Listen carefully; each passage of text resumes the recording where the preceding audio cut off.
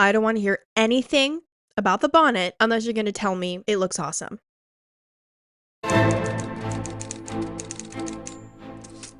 A forest fire erupted the day of the Wuthering Heights trailer release. The new adaptation of Emily Bronte's classic gothic novel of the same name will be released on Valentine's Day 2026, but this is no ordinary Bronte adaptation. The film is set to feature a more raunchier, a more darker tone that director Emerald Fennell has a flair for, featuring Jacob Elordi as Heathcliff and Margot Robbie as Catherine Earnshaw, set to modern music by Charlie XCX. Literally since the conception of this movie, it has garnered some controversy. While it seems like this is going to be a very exciting adaptation, the internet was completely divided. Many are peeved at a clear deviation from the source material, while others are excited for a very refreshing take on a novel that has been adapted many times. Oh my god, bro. Oh, hell no, man. But this controversy really isn't new for period pieces. In fact, it's been a long-standing debate amongst fans how historically accurate an adaptation like this should be. Whether it's a classic novel or a specific historical event, many of these period pieces have either been praised or panned for how much they deviate from the original source material. In recent years, period pieces have become so popular, likely due or in congruence with the massive cottagecore boom that happened in the early 2020s. But what's different about these particular films is that directors are far more blatant about the historical inaccuracies that they're choosing to do. Some big examples that come to mind are Bridgerton, The Great, Netflix's Persuasion, and many more. You have historical clothing that is a lot more modern to fit contemporary beauty standards. A lot of modern music is used. Dialogue is also modernized. Sex is ramped up. And these stories are featuring far more people of color, far more queer people. Many purists are not happy with this. A lot of people say that these challenges are incompatible with historical context, while others say that these changes are necessary for progressing this genre and can provide a space in the genre for people who have long been alienated from this type of film or TV show. Either way, these changes are happening, they're here to stay, and today I'll be discussing the historical accuracy controversy on screen and why modern changes may not be all that bad.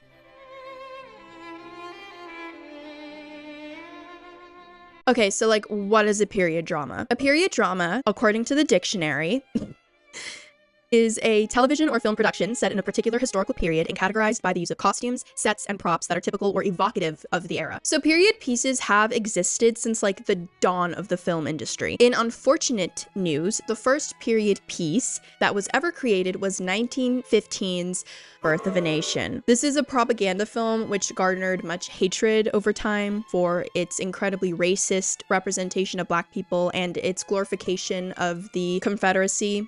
But period dramas also existed way before film. Shakespeare wrote tons of period pieces on historical figures, Antony and Cleopatra, Julius Caesar, Richard III, and tons more. A period piece is considered to be like a genre of film, but it even has like smaller genres within itself. There's the costume drama, historical biography, or like biopics, historical epics. Most of the earlier period pieces that existed in film and television were popular play or novel adaptations and historical epics. Though they've always been kind of like a staple of film, there are like notable eras in film history where they were more popular and more prevalent. The 1950s and 60s saw a bunch of them, and then again in the 90s with a resurgence with Jane Austen novel adaptations and Shakespearean adaptations. And then again in the 2020s, with the start of COVID, we saw a huge influx.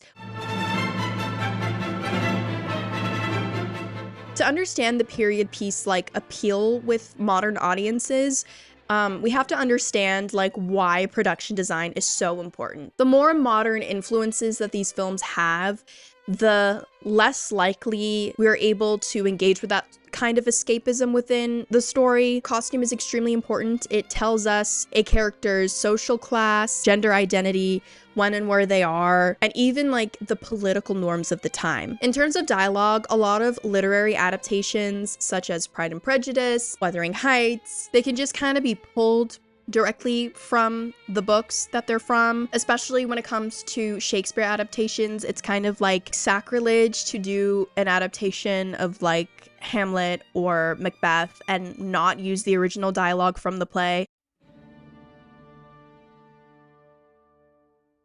So over time, this genre has like changed so much. Directors nowadays are a lot less concerned with historical accuracy and more of a artistic interpretation of these different stories. While this trend of inaccuracy is very commonplace amongst this genre, it's like really nothing new. As long as there have been period dramas, there have been inaccuracies. We turn our attention back to Flop of a Nation. As mentioned before, it has an extremely racist account of the Confederacy. Films like 1963's Cleopatra is a 4-hour-long spectacle of Elizabeth Taylor looking absolutely stunning, but those costumes are far less suited for 48 VCE than they are for whatever the 1960s version of Spirit Halloween is. Gone with the Wind is also one of the most celebrated period pieces of all time, but it also had an incredibly rosy depiction of the Confederacy and the antebellum South. The Sound of Music also took great liberties when it comes to the family dynamics of the Von Trapps. Earlier in the film, it depicts Captain Von Trapp as an asshole when he was actually known to be an incredibly loving father before and after Maria came into the picture. The 90s period pieces were notable for being the more historically accurate adaptations. Many notable examples were 1995's Pride and Prejudice from the BBC, The Titanic, Elizabeth, and many, many more Jane Austen adaptations that were praised for being historically accurate and true to the source material. Even though the central couple in Titanic did not exist, and though Jane Austen wrote about gender norms and politics of her time period, none of the people in the stories that she wrote about were actual people.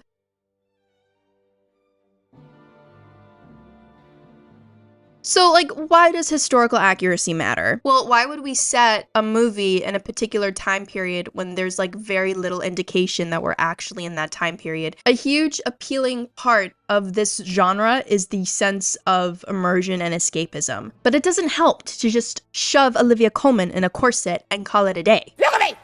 How dare you! Close your eyes! Every single historical era had different fashion trends, different etiquette, different slang, different dialects. When a story takes place, can be influenced by political movements, wars and conflicts, and different economic circumstances. For example, Victorian era fashion was largely influenced by the advancement of technology during the Industrial Revolution. It allowed for more vibrant colors and layers and all sorts of extravagance that marked the greater sense of opulence of the Victorian upper class. Likewise, on the flip side of this, poor people during this era are usually depicted as dirty or starving, probably because they were. I personally deeply respect when a film takes the time to make accurate decisions. Productions that focus on accuracy spend literal hours and hours of research from old, dusty books, and a lot of them, especially during the 90s, wasn't on the internet, so research for this stuff can also be incredibly limited and very hard to find, so I deeply respect that. And also, just because a story was set like over 200 years ago doesn't mean it still can't resonate with modern audiences. To this day, writers like Jane Austen, Louisa May Alcott, the Bronte sisters are still highly regarded because of the way in which they wrote about women. The language is different, the circumstances may be different, but the subject matter can still be so culturally relevant, and is part of the reason why this genre is predominantly adored by female audiences.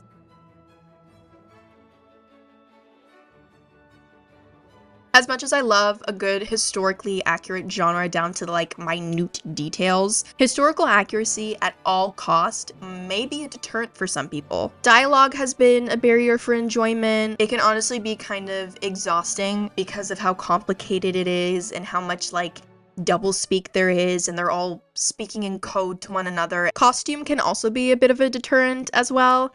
There are many different impeccable style moments throughout history. But to a modern audience, not all of the stylistic choices may be visually appealing. For example, if we're going to portray to the audience that a specific character is conventionally attractive, we also kind of need to keep in mind what the beauty standard of today is in order for the audience to really get that this is a beautiful girl.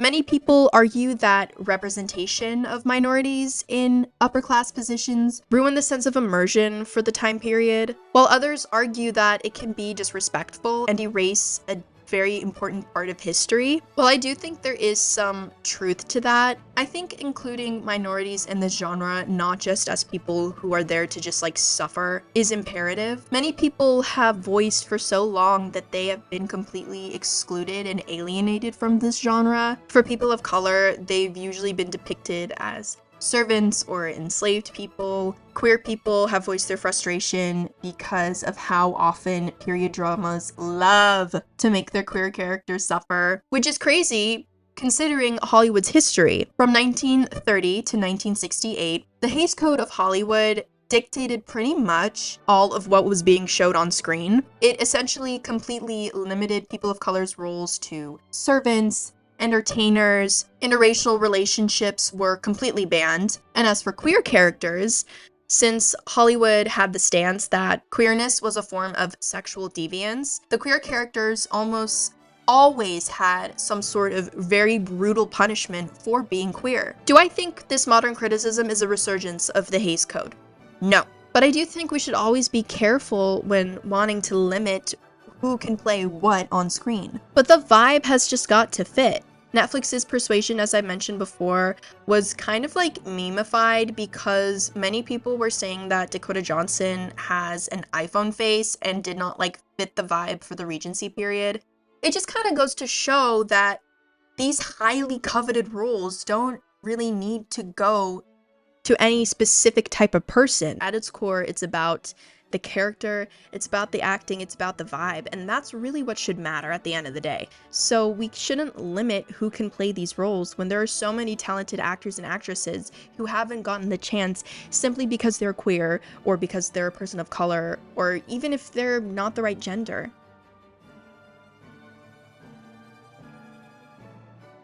These modern pieces have also been sort of criticized for more added sexual content. Modern pieces are far more explicit when it comes to sex scenes than they were historically, given the fact that a lot of these popular novels and plays contained very little to no sex. I mean, Shakespeare did a lot of like sexual innuendos, but that's kind of as far as you got. But this type of like fantastical sexual fantasy actually emerged in popularity with the Bodice Ripper novel. These were novels that were kind of like grew in the 1970s that were incredibly explicit, but they were always set in a period setting, hence the name Bodice Ripper. It kind of like sensationalized the idea of these characters having really graphic sex in a time period where everything was super puritanical. Infidelity is also a huge trope in this genre. Very often a woman is forced to marry a man that she does not love, and she wants to marry the poor housekeeper, and her father's forcing her, and she has to marry for money, but she just wants to run away, but she'll be simply ruined if she does. And there's often, if not always, a class divide with these two characters. That's also an aspect that's rarely criticized about this genre for being historically inaccurate, because in these time periods when a less wealthy woman marries a wealthy man, she's not just doing that to uphold the patriarchy, she's doing that so that she doesn't starve. Oftentimes, women would marry according to their social class or according to higher social class so that they could provide for themselves and perhaps for their families who might not be as wealthy. What I loved about Greta Gerwig's 2019 Little Women adaptation is that the film finally gives nuance to Amy's character that I feel has been left out in so many different adaptations of Little Women. She does this super powerful monologue towards the end of the film when she's about to marry for money, and she basically just explains to Laurie that if she does not do this, she has no chances in this world. And if I had my own money, which I don't, that money would belong to my husband the moment we got married. And if we had children, they would be his, not mine. They would be his property. So don't sit there and tell me that marriage isn't an economic proposition, because it is. So often this character has been kind of like portrayed as incredibly vapid and selfish, but she was actually one of the most sensible people in this story. Since all of her other sisters weren't going to marry wealthy, the sole responsibility of keeping her family afloat would fall onto her. I'm 27 years old. I've no money and no prospects. I'm already a burden to my parents. And I'm frightened.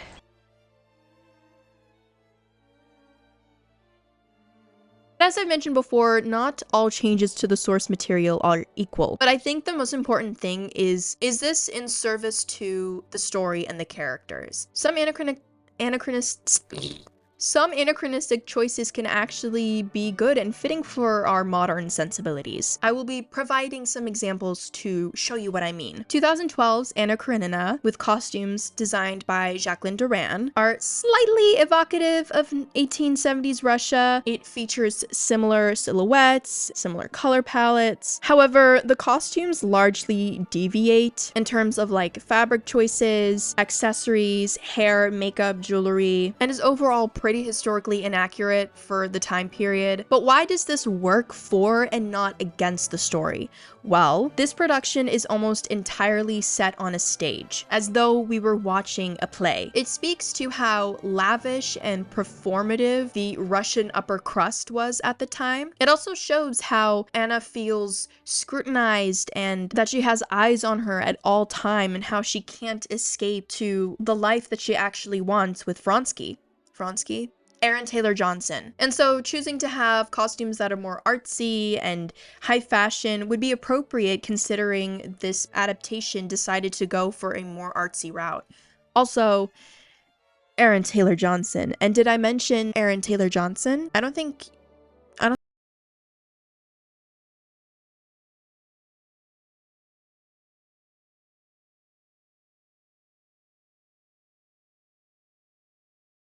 it's ridiculous. A costume choice that I don't think did this as well was 2019's Little Women. This is one of my favorite movies of all time. I love this movie. I'm not saying anything else bad about this movie ever in my life. Please do not come from my neck. But this film was also costume designed by Jacqueline Duran, and it took many liberties that I just don't think really fit the story nor the characters. This version of the story is not told chronologically, so we're kind of like jumping around throughout the different time periods of the Little Women's lives. But all of the costumes that these characters wear throughout the film kind of look exactly the same. Especially when it comes to like Meg and Amy. They don't really fit any of the like the fashion standards of the time, which you think they would, because out of all of the girls, they are the ones that are most concerned with this. Like, it made sense to put Jo in more like androgynous costumes, because she's like the tomboy feminist, she's like the bad bitch. I just feel like women. Makara Tours did a really awesome video about 2019's Little Women, where she talked about the costumes, and that's also where I learned to make this literally gorgeous, amazing, beautifully constructed, Oscar-worthy bonnet, so please give that a watch. When it comes to things like historical facts, I think we need to like consider what kind of period piece we're doing. 2006's Marie Antoinette condensed 23 years of history into an hour-and-a-half long movie, so there was obviously a lot of stuff that they cut out, most notably about her political influence. Different characters and people in her life were completely omitted. They also made various anachronistic costume choices. Anyone notice the Converse? Yeah.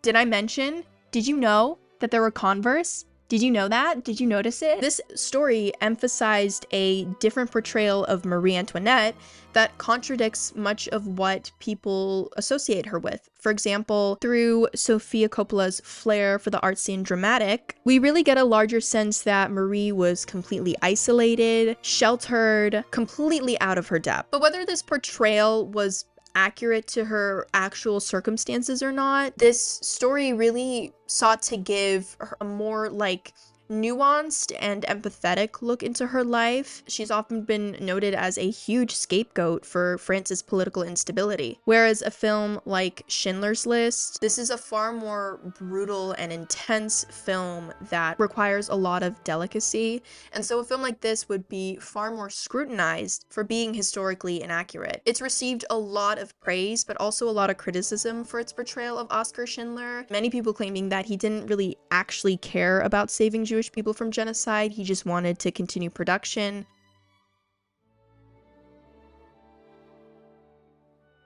Another show I'd want to discuss is Netflix's House of Guinness. This show is pretty controversial. A lot of people not liking the use of anachronistic choices, creating new characters, using modern music, the dialects not being up to par for 18-somethings Dublin. But I'm sorry, it's really fun. It's a really fun show. I think we were doing a show about the history of the Guinness family, and every single ounce of it was historically accurate down to every single last fart they farted out. Like, I'm sorry, that would be so boring. Like, I don't care about that. The fact that they've added in these characters, these anachronistic choices, made it that much more entertaining than something that would be so completely historically accurate. And I will say, a lot of people felt like the music choices were incredibly on the nose, but I didn't know what kneecap was until I saw the show. Get your bread set. We're on a mad one. I looked it up because I watched the show, and I'm broadening my horizons to different types of music. Maybe that's just me. Maybe most people know more about Irish history than I do and modern Irish music, but I thought it was exciting. It was fun. It encouraged me to look up this part of history. So I honestly can't wait for season 2. I really like the show, but I can understand people's like hesitancy for something like that that's very intentionally not supposed to be accurate.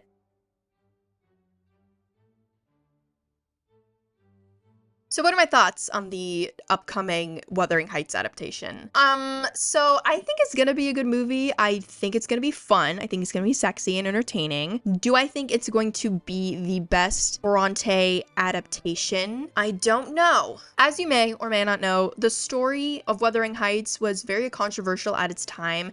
Emily Bronte released it under a pseudonym. It wasn't very popular. People thought it was too dark and too edgy for its time period. It dealt with themes of racism, the cycles of abuse, and how that gets passed on, the limited power of women, obsession, and elements of the supernatural.